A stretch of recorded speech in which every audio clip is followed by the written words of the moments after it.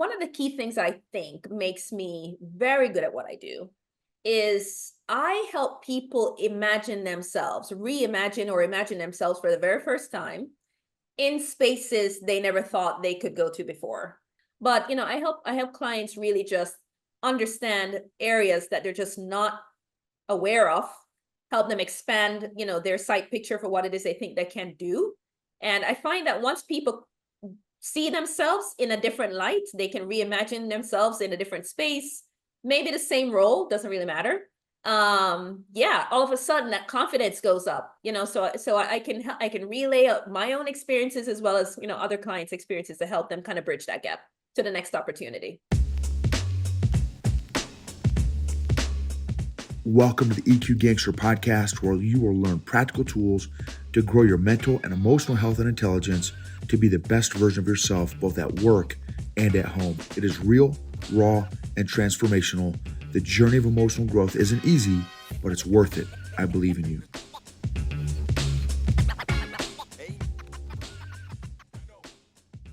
This episode is sponsored by Arrowhead Leadership Consulting. What are your organization's biggest pain points right now? Low EQ leaders, weak managers, toxic culture, high turnover, low engagement, leader development, lagging behind company growth, no company career path. Let us know if your organization needs leadership coaching, workshops, training, or keynotes. Visit arrowhead-leadership.com for more details. Arrowhead-leadership.com. All right. How's it going? Julia! Funny.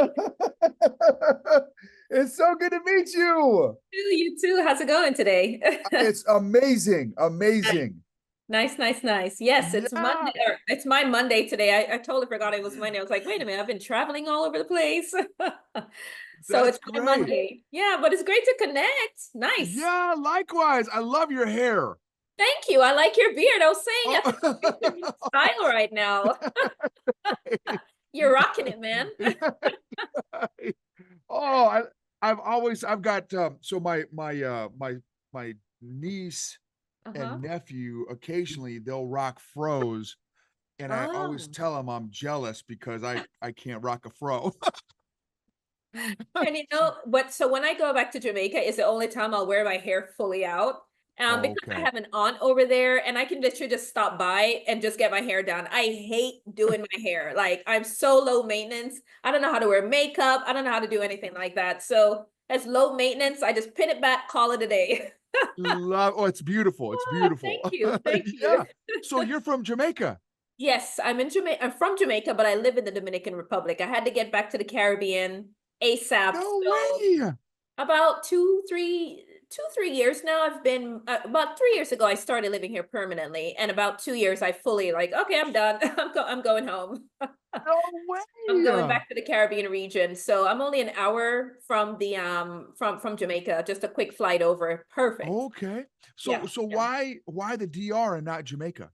Much cheaper. The dollar stretches a lot farther in the Oh, DR, a lot farther, to okay, be honest. okay, And okay, the people are similar, not the same. Like, we don't have okay. bachata, merengue, and all that stuff in Jamaica. Yeah, yeah, We, yeah. we don't really do the tostones very much, but everything else is okay. Wow. Yeah. Have you ever been to either? Oh yeah. Oh, been to Nice, both. nice, Yes. Yeah, yeah, nice, yeah, nice, yeah. nice. Yeah. So, one of my I've got a really good I've got a really good friend of mine. Mhm. He's a retired he just retired as a CSM from the military. See, he's a big secret squirrel guy, Mhm. and I always give him a hard time, I always call him a Mexican, right? And so, of course, he loves that being a Dominican, right? And so, and the funny thing is, my mom is Hispanic, so that's the he bless you. Thank you. So he's like, dude, he's like, you're the real Mexican, bro. You're the you're the real Mexican. Because my mom, the funny thing is, my mom raised me speaking Spanish. Because again, Oh, look at that. yeah, my mom's Hispanic, but so she's a 4'10" little Hispanic lady, but my dad was a big giant cracker, and so I look like my dad, but I can habla, right? Nice, nice. Anyway, so me and my Dominican buddy, we give each other a hard time. I'm trying my best to learn their Spanish because I'm so used to Puerto Rican. Being in the army, I hear Puerto Ricans. I see Puerto Ricans more often than not in Tampa or just Orlando. That's like little Puerto Rico, really. Little San Juan, I think is what they call Orlando. But I'd never heard the Dominican way of speaking Spanish before. And let me tell you, it's not that hard, but I'm out in the country part of the DR. I'm not Punta Cana. I'm not in, Santo the Domingo. typical, no, I'm not in the touristy areas. I'm not in the capital. I'm out here in the Campos. So it's me and like that country way of talking. I'm like, yeah, okay. But it's been a couple of years. It's going. I can understand more than I'm comfortable speaking, but I'm the sole Jamaican as far as I know on this side of the island, and they're like, you can't miss me. So they take their Wow. time with the little bit of Spanish I learned in Jamaica growing up. That's They awesome. give me some grace. Yeah, that's great. I tell you, Dominicans, Mhm. man, when it's tough. When I've Yeah, been, I yeah. mean, Puerto Ricans are also kind of 100 miles an hour. Yes, Man, yes. Dominicans, not only are they 100 miles an hour, but Yeah. they don't finish the second half of No. and it's like that's the part I need. Like I need the second half to figure Right. out what we're. I remember when someone said to me, "Dímelo." I was like, "Give me what? What's the rest of the sentence? What's the news?" I was like, "So why don't you say the rest of it then?" Totally Right. understand what you mean there. Totally understand. But yeah, I Yes. love being here. It's a great, yeah, it's a great spot. I like it. The people are great, very welcoming. Small town, fishing town, Okay. combo of, a few expats, like 30% expats, and then everybody else is just, yeah, yeah, I'm good. That's awesome. And, It's and how fun. many a lot of Jamaicans or not too many Jamaicans? I've met two Jamaicans who are not tourists who live here. I know there are more, but in terms of living here long term, I've only met one in the capital and Okay. one about an hour and a half who has a restaurant. He's a Rasta guy. And he's never open Okay. on time, typical Jamaican. I'm just like, I'll holler at you when you get some food ready. Otherwise, I'll just take the 1 hour flight back home. You know what I'm saying? It's up to you.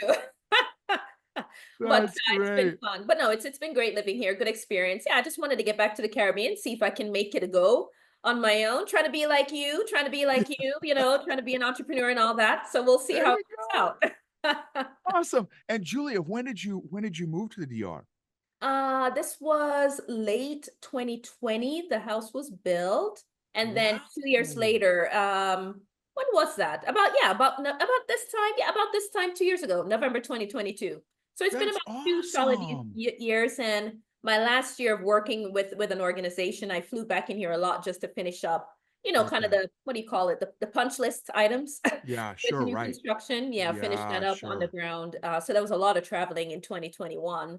And Okay. yeah, about 2 solid years now. It's been fun. Wow, Mhm. that's Fun. great. A lot of So, veterans here though. A lot of veterans are actually. there? Loads of veterans and very good healthcare facilities for veteran care. Yep, believe it or Wow, not. that's excellent. Hmm. That's Loads, awesome. lots And of okay, so what year group are you? oh 07. Oh 07. Oh 07. Yeah, Okay, yeah, okay, yeah. okay. Oh Yeah, 07. yeah, yeah, Okay. yeah. And you, let's see, and you, what did you major in? So I was an Arabic major at the academy, believe Oh, it or wow. not. One of my Wow. classmates, he ended up going back to the Egyptian Military Academy, but the first like proper Arab friend I had was Egyptian, and I was sold. I'm like, I feel like I should be speaking this language. I don't exactly know what you're saying, but the way you're talking, I feel like I should understand. So I made him a bet. I said, if I learn Arabic, you got to be my best friend. And you got to bring me home to meet your family and give me the grand tour of Cairo and all the niceties of Egypt. So yeah, Montasser Ibrahim, well, not ex cadet. He was one of my classmates, but he ended up finishing his time back in the Egyptian Military Academy. He didn't Oh, stay for the entire time. wow, Mumtaz, Yes, Mumtaz. yes, yes, yes. There you go. I see you picked up a little bit yourself. Shwai, shwai. There you go. There you go. Yeah, But I was yeah, I studied I was Arabic. in Egypt. I was in Sinai for Nice. 6 months. Yeah, yeah. Nice. My one of So my other best friends spend a lot of, and we're always searching. It's a long running joke, searching for reception. Never have good reception in Sinai. I don't know how it is now, but I was like, can you ever find reception? I told him to write a right. book. That's awesome. Yeah. Okay, so you majored in Arabic, and then what did you branch? So majored in Arabic, and I guess at that time they actually still put engineering on our degrees. I don't know about everybody else. I think they changed Okay. that to the actual major, and then I went into the engineer branch. So yeah, Okay. did 5 years. Typical engineer, run of the mill type of PL. Never did Okay. company command. I didn't want to stay that long. I think at the end Yeah. of it, I think I came back, or I was happy to stay in Iraq. quite happy to stay there with the Corps of Engineers in Alan Bar, doing a little bit of that reconstruction mission. Yeah, after I think when I redeployed, I said, yeah, I think I want to do this full time, like over here. So the whole plan was to either branch over to become a FAO or Middle East FAO, so I could stay in the region. I love the region. Or switch out, go to the civilian side, State Department. But quickly found out I would have to start from the bottom, and I was like, yeah, I'm good. I'm just gonna keep moving. Oh, okay. So Wow. even though I didn't stay in engineering, I still did type of kind of working for a global organization in banking and stuff like that. But I left the engineer Wow. life behind after I left the army. Wow. Okay, Yep. so then you got into global banking. Yep. After that, joined Citigroup through one of those what do you call it, like a military leadership type Okay. transitional type of programs. And this was the first time I think Citigroup did it for the consumer business. They had it up Okay. north, up in New York City for the bankers, investment bankers, people like that. But Okay. they'd never done it for their global consumer business before. So Okay. I and another classmate of mine, Barrett Scruggs, former football player, '07 grad too, we were the two West Pointers in that inaugural group for Citigroup back in 2012 or something like that is when they first started that Wow. program. So it was fun. Good 18 months. Good 18 month What? program for us. Okay, and then after, and how long were you at Citigroup total? 3 years. I thought I was going to Okay. stay there forever. But I really wanted to do what I wanted, what I fell in love with there, which was talent development, business relationship Oh, management, helping companies with strategic, strategy and ops type of work, but specifically in the talent game, which is what led to me ultimately being in this career services, career coaching type of stuff. So after I left Citigroup, some of my strategic partners locally that I did some of the talent initiatives for Citigroup, I fell in love with one of the universities, one of my university partners, University of Tampa. And after I left City, I got hired on to kind of do the opposite, join the opposite end of the spectrum, not in a company, but working with multiple companies to help them, hire, young grads, executive level MBA types as well, coming out of the University of Tampa, that alumni community. And I continued on in career services for 2 more goes after University of Tampa. I went to St. Leo University. I headed up their career services team there. I got actually poached by my old soup, General Lennox, Bill Lennox. Yeah, Bill Lennox was my boss at one time. Old soup wow. there, and then I actually had the fun of co-founding the career services team back at AOG with Miguel Gutierrez, class of '80, and Scott Leishman, class of '77. So that was the whole career services experience until I decided to go on my own. And I think I did a small 6 months with Salesforce doing similar workforce development from their Salesforce military team. So yeah, I've done a little bit of everything, but always has been career talent development type of thing. Mhm. Okay, and then you went on your own when? In essentially January 2023. So after I left my last company as a W-2, I formed the company officially in 2023. But I've been doing career coaching beyond the Grad community for about 4 years now. Mhm, Okay. mhm. What? I've got so many questions. I'm here. So, I'm here. what of what you do? Well, so first of all, and at the end, what I'll do is I'll ask you, like, for your, how do we contact you? How do we stay in touch with you? How do we reach you? And websites and resources and all that stuff at the end. But what I want to know is, like, what makes you good at what you do? I got the tab for it. Been there, done that. Right. I got the tab. Been there, done that tab. One of the key things I think makes me very good at what I do is I help people imagine themselves, reimagine or imagine themselves for the very first time in spaces they never thought they could go to before. And Oh, I think interesting. I think that superpower comes from having, first of all, grown up in a very diverse environment. I mean, Jamaica is very international, it's an international destination. So I've always been around people from all over this place. I can see myself in my clients' shoes all the time. And I've had the benefit of working with so many different companies, helping them hire not only former military, but also other, what would you call it, underrepresented type of groups in their organizations. And that goes from, hey, if a company has a bunch of, very experienced people with a lot of years under the belt and they don't have any young people, then I help them find young people who they could sell the company image to, right? If it's folks who are, not a lot of Spanish speakers, I can do that as well, right? Not a lot of people who look like you and I, let's work on that as well. So not just diversity, but really talent diversity within the organization, skills development, workforce development. I've worked with companies to help solve all of those types of problems or challenges, as well as internal mobility. So with that, I've have maps of companies in my brain that people are not really privy to some of the inner workings of these organizations. So once I help, someone, anybody really, but especially former military, I do and really enjoy working with former military grads like ourselves and, just other military veterans. But, I help clients really just understand areas that they're just not aware of, help them expand, their sight picture for what it is they think they can do. And I find that once people see themselves in a different light, they can reimagine themselves in a different space, maybe the same role, doesn't really matter. Yeah, all of a sudden that confidence goes up, so I can relay my own experiences as well as, other clients' experiences to help them kind of bridge that gap to the next opportunity. Love it. Love it. And I think, and I agree. I think that is that's a tremendous superpower that you said. And so the space I'm in, right, is emotional intelligence and emotional intelligent leadership. And you made a comment that I think would be incredibly helpful to do what you just got done sharing, which is empathy, right? You said it's very easy for you to put yourself in that other person's shoes, which is not easy for everyone to do that, right? That's No. that's definitely a skill, and a superpower to have.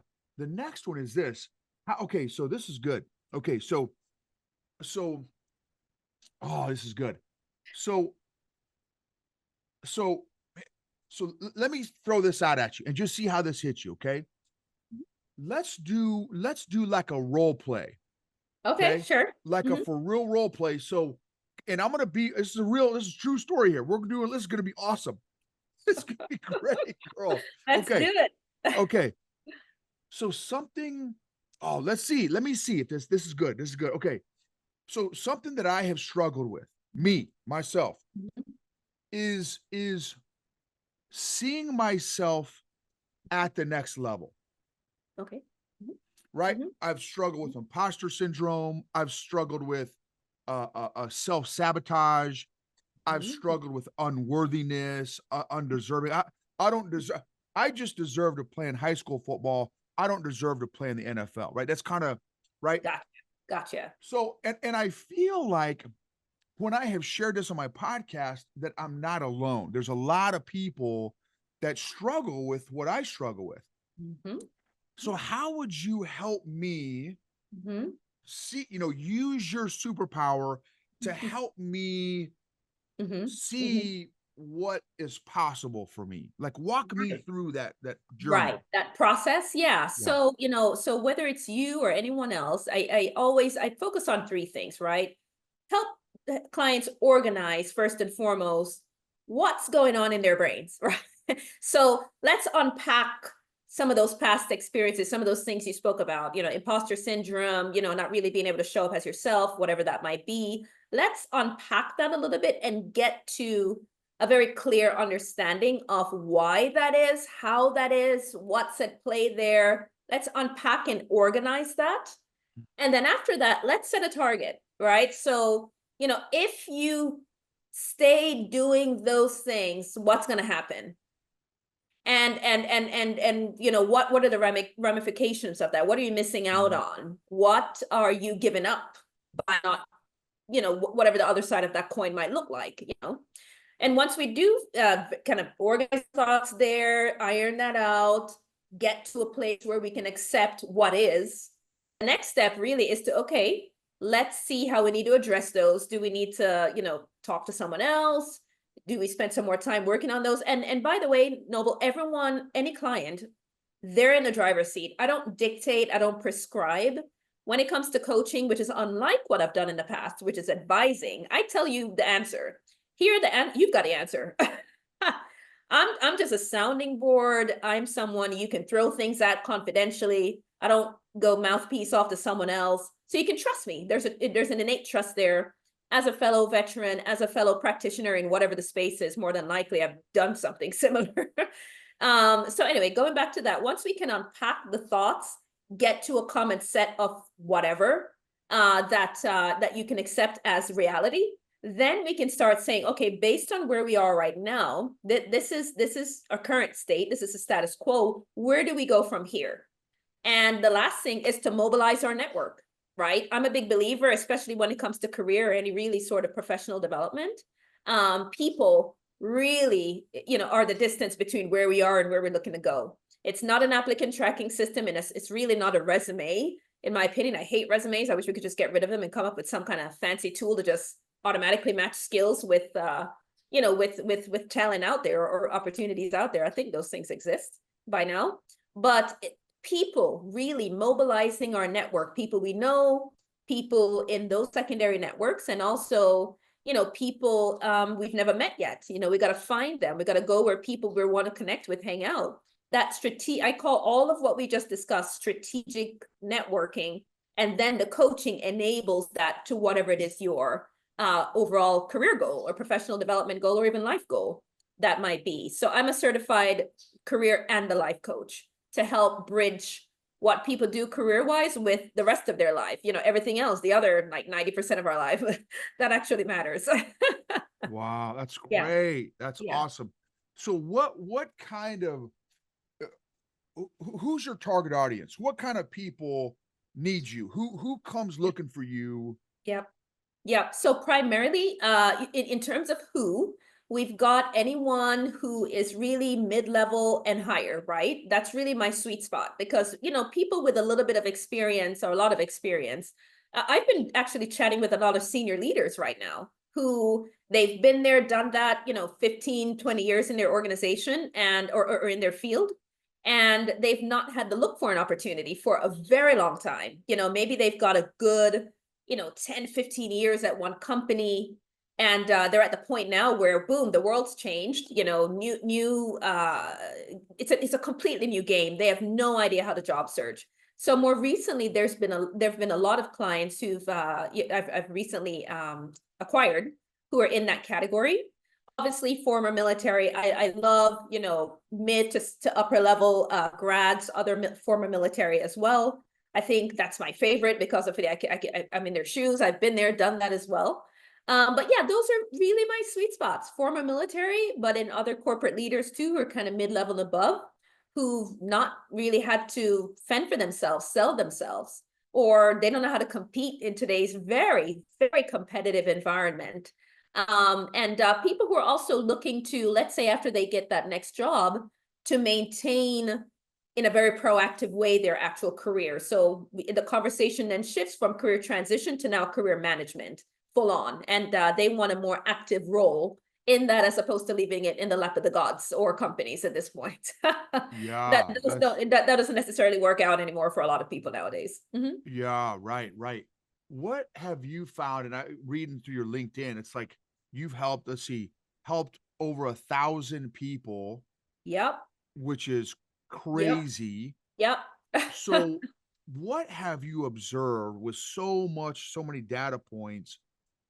What is like maybe the top 1, 2, or 3 biggest challenges Mhm. for someone finding that next or yeah, going from here to there? What are some of those top Mhm. common obstacles or challenges?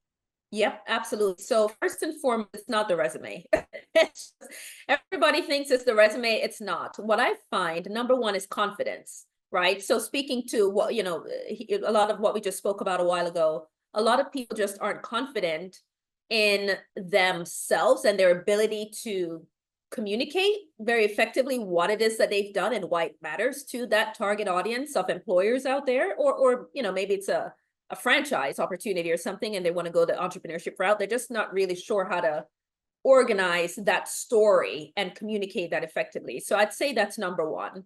Number two is just the mental gymnastics of how to actually job search. Some people, most of whenever I talk to a prospect, the first thing I ask them, so, how have you been approaching this job search or this career transition? Oh, I've been doing the Indeed and the LinkedIn job posts. I'm like, yeah, that's like 10% of what else are you doing? That's not it. That's not it. So, first of all, just how to present themselves accordingly for the type of role they're looking to, so marketing. They don't know how to market themselves, number two. And then number three, I would say that, a lot of people really want to excel in their careers. They want that job, but the sweet spot that I like really working with clients on is, okay, so you get the job, now what? What does this really mean? So the other key challenge that a lot of people have is kind of aligning and balancing job with the rest of their lives. And they need someone to help them make sense and prioritize, okay, now that I have the job, how do I manage this so I don't end back up in this situation where my job consumes 90% of my life, and the other 10% I'm just trying to keep up and stay afloat. So they just kind of negate, or what's the word? Just what's the word? Relegate the rest of their lives to second place underneath that job. And, when they do lose the job, because, stuff happens, it is 2024 going into 25 after all, the economy's kind of, it's crazy. Once they lose that job, they lose their identity and they lose themselves, Noble. They lose themselves 100%. I mean, you can call up Eminem and play that clip real quick, but they lose themselves, quite frankly. So I help a lot of, I call it recovering workaholics who just forgot who they were as an individual. I help them rediscover that. And yeah, align life with career and help and just help them, reorganize and reorder what is most important to them and what that means for their lives and their happiness in general. Mm-hmm. Fire. How do you help a workaholic get some sort of semblance of stasis, Mm-hmm. dare I say balance, back in their life? How do I help them get balance back in their life? Yeah. So, I start off, initially, I don't necessarily use a lot of assessments and things like that. I mean, I know they're out there, but I think, again, back to what I said previously, clients know exactly what they need to do. They just might not know how to get there. So assessments come in, periodically, occasionally in these type of coaching, in my coaching sessions. But when it comes to getting back to some semblance of self, it's helping them just rediscover, before you lost yourself in the world of work, what are you looking to achieve really? What were you doing? What was that like for you when you were happy, right? Help them really remember themselves. And that is really through one-to-one coaching. I would imagine a lot of what you do comes in handy there as well. When it comes to assessment-based type of coaching, or just whatever the word might be, just getting back to self-discovery. So there are a lot of self-discovery conversations, a lot of reflection, a lot of journaling, and really a lot of, I would say at the end of the day, just helping the person remember what it is that this is for. So you get the money, what is it for? And how do I help you think about the money as the ultimate objective versus what it is that it was for? Let's help remember what that was for. And for some people, it's like cracking an egg. It's easy for them to have that breakthrough moment. For some, it could be a defensive mechanism for something that they went without when they were children. It could be anything, really could be anything. So for me, initially, that's why it's very important at the front end of my coaching process to help understand what are we really looking to achieve And if they can't state it so clearly in the beginning, we work our way through that front end to help them understand and get there to being able to say, this is why I'm working so much. This is why this career transition matters most to me. And a lot of people, it's about realigning that work, those work obligations with what it is that they want out of the rest of their lives. So for me, honestly, Noble, I feel a lot of people just don't have anybody to talk to. And I'm that person. There's no judgment here. I don't have any, again, prescriptions for them. I'm not a spouse who has these requirements. I'm not children who have these, where you have obligations for providing for them. I'm your next best friend that you never knew you needed, if that makes sense. Love it. Yeah, absolutely. And it's funny that you say it that way. I have had a number of my clients tell me, because I ask after every session, what was the most helpful for you today? And I have absolutely had a percentage say, man, Noble, it's nice to have someone to talk to that's not in my chain of command. And quite frankly, I couldn't talk to even like my social circle about a lot of this stuff because they don't understand, business or whatever, right? And so to your point, it's just the power of having someone to talk to. Yeah, Like you that's it. said, that's safe, that's trustworthy, that's confidential, it's private, it's encouraging and empowering, hopefully. So that's great. Love it. Okay. Yeah. Now, how do you, you said one of your other big challenges with a lot of these folks that are wanting to make that transition is confidence. How have you found works fairly consistently to increase one's confidence? Practice. You got to get in there and do it. Got to get in there and do it. So, my coaching process, I don't think is that different from any other career coach out there. But what I will say is practice makes perfect when it comes to how to even engage with your ideal audience. Some people have no idea how to find people. I help you with that, right? So I have a whole process behind the scenes, not rocket science, but it at least has the core elements in there that I know, having hired people before, not only as a hiring manager, but having built recruiting plans, recruiting functions for organizations, help them with internal talent mobility, all that good stuff, talent management. I know what these companies want. So I inject a little bit of reality for some people. For example, I'm working with a client who recently left the military or is just finishing the military. And, this client wants to pivot into, I don't know, I'll just say HR because, some people always think I'm in HR. So I'll use that as an example. When I was trying to pivot into HR, yeah, no, they weren't playing ball. No one was interested in my career as an engineer. No one appreciated that. So a lot of times, it's a matter of, understanding first and foremost, what do you already have that sells? Let's give yourself some credit. Let's give yourself a pat on the back. Let's recognize those wins. Let's see what you're already working with. And then let's pair that up with where it is that you're looking to going. Let's really understand where it is that the opportunity is. What is it about? What are the elements of that role that for now you're maybe not privy to, you don't know it, or that you might be aware of, but don't necessarily have the skills or whatever it is that the competencies they're asking for. I think once people can, again, imagine themselves in that seat, they understand what it takes to get there, and they have a process and a coach, someone who can help them, just again, get in the right frame of mind, get the right set of, get the right presentation, get the script right with regards to sharing who they are and their value proposition. After that, Noble, it's just a matter of getting the reps in, right? Let's have those conversations. Let me teach you how to do strategic networking properly. After, a good 15, 20 calls, which are all interviews, in my opinion, all of a sudden the interviews are not that hard.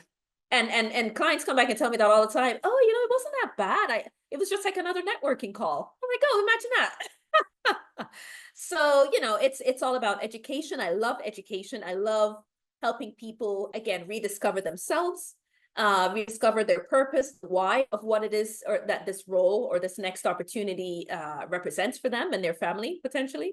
And then after that, it's just a matter of just infusing those best practices into the job search or career transition experience, help them get up to the standard in, again, very competitive environment, and establish themselves as a prime candidate that a company cannot possibly pass up. And if they do pass up, that's okay. Let's keep it moving. So resilience is also another component of it that I think makes the difference between a not so confident job seeker and someone who's confident. If you have a bit of resilience baked into your approach, you have a safety net. If you don't, that's okay. I'll teach you how to be resilient. There are plenty of best practices there. Once you build in resilience, then, I mean, the sky's the limit. And it's amazing how different that client is from when they first started and when they start getting those calls. And even if they don't get an offer immediately, mentally they're okay with it because they've built in kind of stop gaps and kind of covered some of those vulnerabilities mentally. Mostly it's always mental that they never had before. That's excellent. Now I'm gonna kind of flip the script a little bit, and now I want to ask about you specifically. What in all these, your incredibly successful career and or leadership journey or arc that you've had, what has been what have been one or two of the biggest things that you've had to overcome? Ooh, great question. Let's see here. Career-wise, entrepreneurship journey, or all included under the professional hat? Personal or professional? Personal as well. I think the first thing I would say is I had to be able to coach myself. I had to be able to coach myself. And what I mean by that is you spend a career fast tracking through the military, that's like fast tracking through the company, the private sector space, or wherever you are. You're just fast tracking. You're constantly going up until late 2022, about this time 2 years ago. I've never had a career break ever. So I was 17 at the academy up until November 2022, I've been going and going, singing, marching to someone else's tune. I never really stopped to put myself in the process that I put my clients through now to understand what is it I really want. Why am I even doing this again? So when I got a coach, I mean, I've always known that I wanted something different for myself. I mean, I was going to be, the next Condoleezza Rice or someone. She's a Russian specialty. I was going to be the Arab world's, Middle East, North Africa specialty. That was going to be me, Condoleezza Rice, a version of that version. I've always wanted to work overseas, be in a space where people of all cultures and all sorts. I'm comfortable in foreign environments. Let's just say that. And I find myself just constantly butting heads up against things or walls where people wanted to keep me in a box, and I would just get super frustrated. And I was never coached on how to overcome that. I was just told to suck it up. And I'm very good at just sucking it up and just move out to an extent. To a certain extent. Embrace the suck in the army. It is what it is. And in the corporate world. So long story short, I had to really come to terms with what effect that had on me. I lost myself following someone else's orders. And I've never been one of those type of people. Even when I was in the army, I was a pain in the ass in the army. I was always causing trouble, always challenging somebody. I just chalked it up to being Jamaican. I was like, it is what it is. But I found out why I was doing that. And it was because I just knew that was not my true north. I wasn't aligned with maybe whatever was going on there. And I needed to get comfortable in my own skin, being me for once, as opposed to letting someone else tell me what version of myself I should be. So I had to get a coach to help me get to rediscovering who I was and what it is I wanted to do and why it mattered. So that was number one. And that journey, that thinking ended in November of 2022 when I just, parted ways with my last organization. And I think the second thing I had to overcome was knowing that I can't do it all by myself, right? I can't do it all by myself. Yes, I'm an entrepreneur. I'm a solopreneur. I have my own business on my own right now. But even still, I still through, a some contract to me, another organization, you might know him, Tom Kent and Career Nerds. They subcontract their networking coaching to me to coach grads there. Great company. And I still work with my former colleagues, Miguel and Scott, and a whole host of other grads and folks from all over the world. Is really cool. But that I still miss the team environment, and I kind of felt like I lost that after I left the Army. I even though I was a part of teams, I led teams before, I never really felt like I had a good team setting around me where people actually cared about what I thought and how I could help them. So that was the other thing I needed to overcome. After I left the Army, I needed to get back into a team setting, and Tom and the Career Nerds team have been amazing. I get to work with my old colleagues again, supporting him and his clients. And then now I'm part of a different type of community, right? Where other professional solopreneurs are here, in the Dominican Republic, back in Jamaica. I'm in different spaces now. So like you, probably being an entrepreneur, being, in business by yourself, it allows you to join different communities where you have other support bases. And I found that incredibly insightful and really educational, to help me kind of, again, overcome some things in myself that I just never knew I had, and to access other parts of it that definitely needed to come out of the woodworks a little bit rather than hiding behind the confines of a company and what they want me to be, so I can use that to my clients' advantage. And man, I'm having fun. I don't know about the rest of y'all, but I'm having fun helping clients find their next opportunity and just live life on their own terms. That's why I named my company Hayati. Hayati means my life in Arabic. That is amazing. Thank you for that vulnerability and kind of sharing. That's excellent. Absolutely love that. Okay, so how do we find you? How do we connect with you? What resources do you have? Website, contacts, all that stuff. How do we connect with you? Got it. So the main destination I'm going to send people is to my LinkedIn profile. So I'm sure you'll pop that in the show notes or whatnot, but that's the best place to find me. I'm building out my website. It's just me. So I'm doing everything. I'm laying the foundation, building the house, putting up the walls, putting the roof on while coaching clients, obviously. So I'm building out my website right now. That's not done, but it will be done by the end of this year. But yeah, for the most part right now, LinkedIn.